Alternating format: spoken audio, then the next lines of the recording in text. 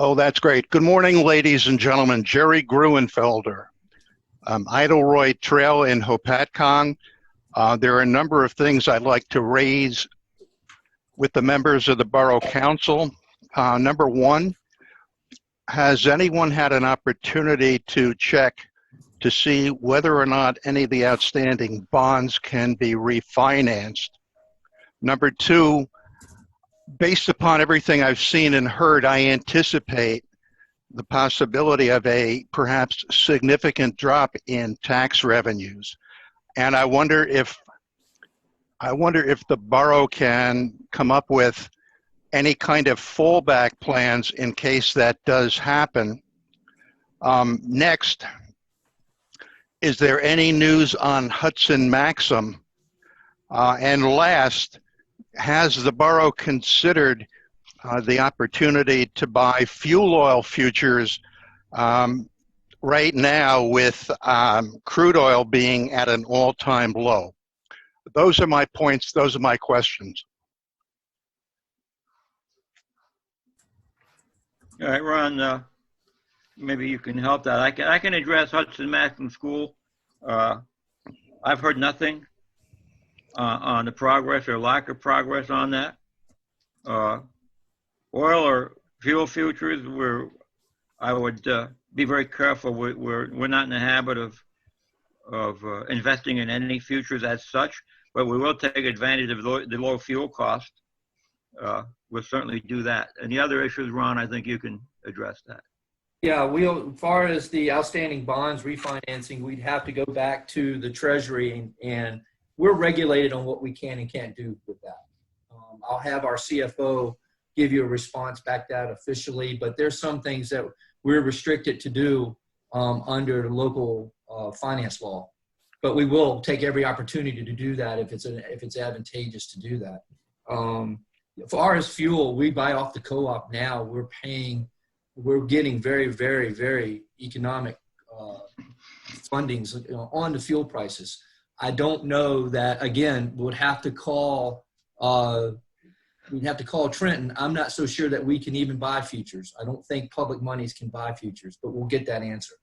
Other than that, that's what I got on that.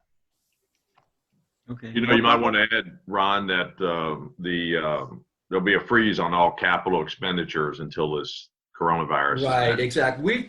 We've capped down everything. We've all our O&E expenses we've capped down. We've had to. We've been in emergency funding now for the past 4 months. We don't have an approved budget yet, so we are very tightly gripped on the O&E side. All capital budgets, while we'll approve the capital budget, we put clamps on everything. The only thing that we have in capital right now, you'll see on your resolution today, was last year's money on a truck we've already bought. We've got to outfit it. It's last year's capital. It's not any new money that's going into this truck, and this truck is replacing 2. We've already traded the truck in, and we lost another one to a fire. So this one's replacing that one. That's all the capital that we're even looking at spending right now. Thank you. More public? How about the drop in tax revenues? I've asked our tax collector to start putting in a weekly report on that. Gerald, we're going to start looking at that now. We'll know more about that at the next billing. We'll have a better idea of that. She has already started looking at where we're at compared to previous years. We should have that data very soon. Okay. Can I ask that you at least explore the purchase of fuel oil futures? It doesn't mean that you have to take delivery on the future, but if you buy a future at this price, and the price will go up, as I assume it will, you can sell the futures at the price indicated on the future, and you realize the difference is revenue. I get it. I completely understand. I worked for Alcoa before I came here, and we were in an alloy plant. We hedged all materials all the time. I'm very used to the process. I don't know under governmental regulations that we can take public money and do that yet. That's the question. I will definitely explore it because there are huge financial advantages to doing it. And I just don't know if under the Jersey is extremely bureaucratic when it comes to No kidding. public money. So we will get that answered for you. We'll look into that. Okay, thanks very much. That's all that I have.